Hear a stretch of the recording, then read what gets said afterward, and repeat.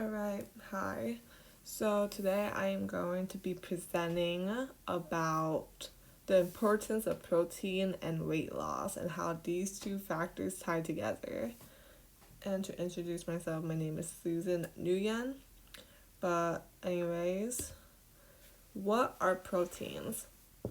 So we would normally define proteins as large molecules, which obviously leads to a structure in the body. Usually, it helps function and regulate our body tissues and organs. And if you want to look a little more in depth about proteins, there are 20 different types of amino acids which are combined in all sorts to make all types of proteins. Now we can go more in depth about the types of proteins that do exist. And the first one I'm going to talk about is antibodies, which are known to bind to viruses and bacteria to protect the body. The second one would be enzymes, which usually accelerates the reactions that are taking place in the body and helps create new molecules. The third one would be messenger, and this one would allow for signals to occur between cells, tissues, and organs. Fourth, I would say another role would be structural components, which allows for the body to be able to move. And the last one, or last role of proteins, would be the transport and storage role that occurs. And normally those guys would also like bind and carry the little atoms and molecules around the body just so that certain cells could get some type of nutrient. Next, now you'll wonder where individuals can access these proteins, and it's easily found in these types of foods listed on the slide, but fish, seafood, skinless white meat poultry, lean beef, skim or low-fat milk, skim or low-fat yogurt, fat-free or low-fat cheese, eggs, lean pork, and beans.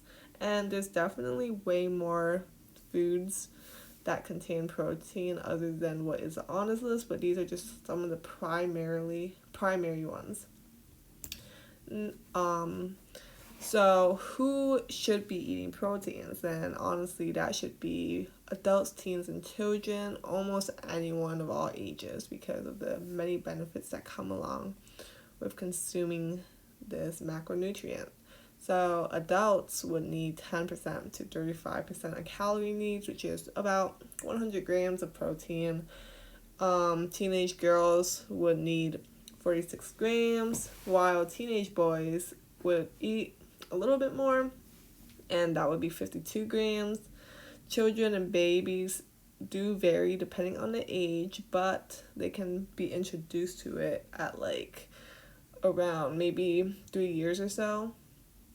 But from that age range, I would say from 10 to 30 protein is the right amount. So also, individuals that are involved in lots of athletic activities should be consuming more protein. Sorry about that.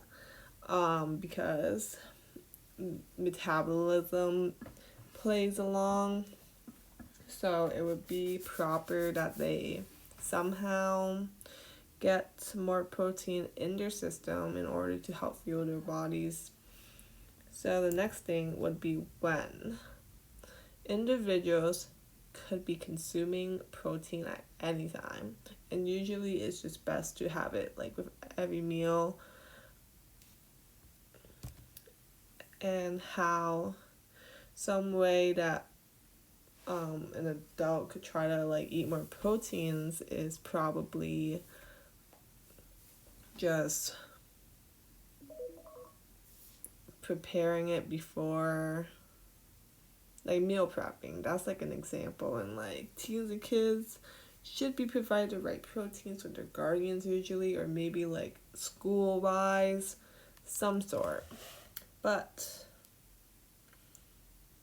this is something I had to add because we do need protein to help sustain, fuel, and heal our bodies, as it plays major roles. And I'll digress. So, from looking at the articles, this is my first article, and it's about the effects of high protein diets on fat-free mass and muscle protein synthesis following weight loss. And this kind of follows a randomized control trial. To summarize it, it was based off a randomized control trial. The researchers were able to gather that by giving individuals 0.8 grams of the recommended protein, and then some would get 1.6, which is obviously double, and then 3 times more would be 2.4 grams, and for 31 days. Eventually, during this trial, a 10-day weight maintenance period would occur along with a 21-day energy deficit. So, based off this trial, volunteers did lose their body weight during the beginning, regardless of the protein, but overall, the study has found that the weight loss in fat-free mass was lower and loss of fat mass was higher when individuals ate more protein than what was recommended. The study also concludes that eating more protein than recommended leads to the protection of fat-free mass during short-term weight loss. And fat-free mass is very important because it helps preserve the body and just prevents all that fat from accumulating. So it's just better that protein kind of like fuels that. But here's an example of a little graph. But it just shows that the body mass, obviously from time, did lead to a decrease in body mass. The second article is about protein recommendations for weight loss in elite athletes. And this kind of focuses on body composition and performance. So athletes should be consuming about 1.6 or 2.4 grams of calories per day and should be consuming quality protein. And basically, this article just goes to tell that like the more protein you eat and better quality, it does lead to a lot of like good benefits even for athletes because they need it usually the most.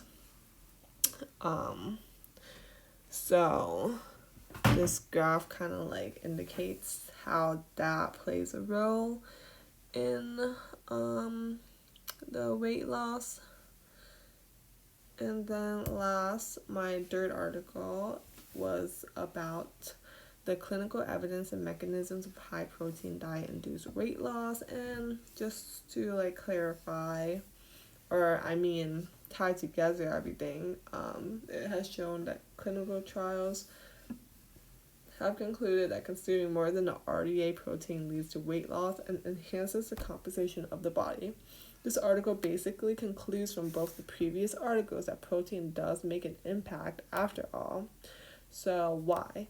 Protein is a huge contribution in one's overall well-being, and based off all these research articles, it has concluded that we need these proteins in order to fuel, preserve, and heal our bodies. Therefore, it is important that individuals of all types incorporate this macronutrient because of its many benefits. After all, it prevents sickness, allows room for strength, and most of all, happiness. And that's it.